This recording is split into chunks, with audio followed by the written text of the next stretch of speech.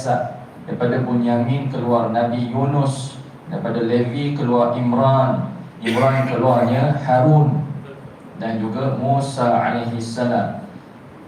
Daripada Harun keluar jalur Nabi Ilyas. Yahuza kita ada Nabi Daud, Daud mengeluarkan Sulaiman, Sulaiman ada Zakaria, dan Zakaria ada Yahya. Yahya ada satu orang adik perempuan, adik ipar. Adik perempuan ipar dia tadi adik-beradik dengan isteri dia. Jadi suaminya nama Imran, isterinya nama Hannah. Imran mengeluarkan Maryam, daripada Maryam keluar Isa alaihi salam. Dan Nabi Muhammad duduk di jalur Nabi Ismail, yang ni daripada keturunan Arab. Adapun yang ini semua Nabi-Nabi Bani Israel.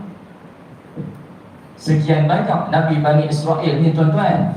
1, 2, 3, 4, 5, 6, 7, 8, 9, 10, 11, 12, 13. Yang Bani Israel iktiraf yang ni. Yang ni dah, yang ni jauh sekali. Sebab yang ni antara Nabi Bani Israel yang dibunuh, digergaji. Jahat tuan-tuan Bani Israel. Cuba tuan-tuan buka surah Al-Ma'idah. Surah Al-Ma'idah, tuan-tuan tengok ayat 13. Ayat 13, muka surat 109, ayat bawah sekali. Ayat 13, muka surat 109. Fabima naqdihim mitsaqahum la'annahum wa ja'alna qulubahum qasiyah yuharrifuna al-kalima 'an mawadhi'ihi wa nasu hazzan mimma zukiru bi wa la tazalu tattali'u 'ala kha'inatin minhum illa qalilan minhum fa'fu 'anhum wasfah innallaha yuhibbul muhsinin. Apa maksud ayat? Maka dengan sebab mereka mencabuli perjanjian setia mereka, kami laknatkan mereka dan kami jadikan hati mereka keras membatu, tidak mahu terima kebenaran. Mereka sentiasa ubah kalimah-kalimah yang ada di dalam kitab Taurat dengan memutarnya dari tempat-tempatnya dan maksudnya yang sebenar, dan mereka melupakan, meninggalkan sebahagian dari apa yang diperingatkan mereka dengannya. Dan engkau wahai Muhammad sentiasa dapat lihat perbuatan khianat yang mereka lakukan, kecuali sedikit dari mereka yang tidak berlaku khianat.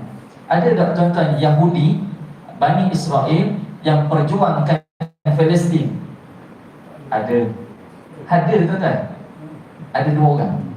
Yang masa ni, yang hari ni, zaman sekarang. Dan sampai hari ni 2 orang Yahudi yang memperjuangkan kemerdekaan Palestin itu tak dibenarkan masuk ke Israel. Itu yang Allah Ta'ala sebut.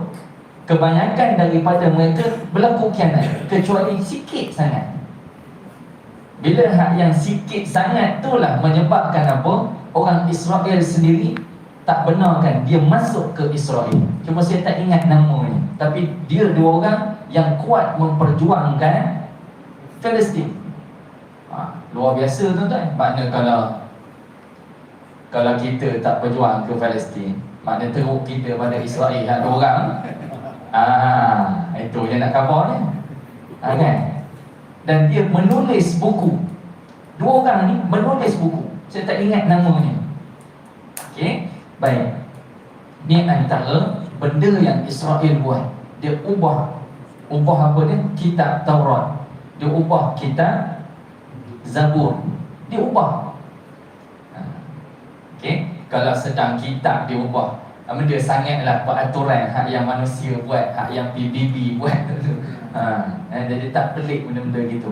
Makna kalau kitab pun diubah, kalau dia khabar hari ni gencat senjata, tuan-tuan percaya lah? Tuan-tuan percaya? Tak usah percaya lah. Sebab benda kitab boleh diubah.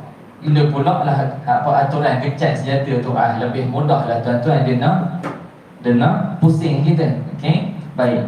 Itu berkenaan dengan ayat dalam surah Al-Ma'idah. Baik.